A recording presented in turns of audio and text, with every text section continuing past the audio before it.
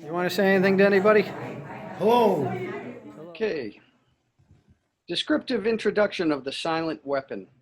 Everything that is expected from an ordinary weapon is expected from a silent weapon by its creators, but only in its own manner of junctioning. It shoots situations instead of bullets, propelled by data processing instead of a chemical reaction, an explosion, originating from bits of data instead of grains of gunpowder, from a computer instead of a gun, operated by a computer programmer instead of a marksman, under the orders of a banking magnate instead of a military general. It makes no obvious explosive noises, causes no obvious physical or mental injuries, and does not obviously interfere with anyone's daily social life. Yet it makes an unmistakable noise, causes unmistakable physical and mental damage, and unmistakably interferes with daily social life, i.e., unmistakable to a trained observer, one who knows what to look for.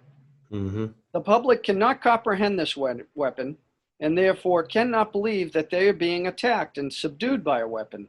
The public might instinctively feel that something is wrong. Isn't that the truth? But because of the technical nature of the silent weapon, they cannot express their feeling in a rational way or handle the problem with intelligence. Therefore, they do not know how to cry for help and do not know how to associate with others to defend themselves against it.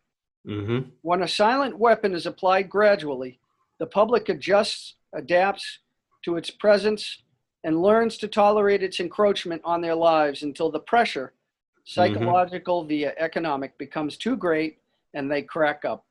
Therefore, the silent weapon is a type of biological warfare. It attacks the vitality, options, and mobility of the individuals of a society by knowing, understanding, manipulating, and attacking their sources of natural and social energy and their physical, mental, and emotional strengths and weaknesses. Mm-hmm. Theoretical introduction. The previous paragraph that talked about people basically getting used to it, I liken it to the proverbial frog being boiled in the water, right? You start at a real comfortable temperature and you slowly turn it up over time until they're cooked. Yep. I mean, that's essentially what it's analogously saying here, to me, anyway. So I guess you can argue one man's interpretation. Give me control over a nation's currency, and I care not who makes its laws. Mayor Amschel Rothschild. Mm-hmm.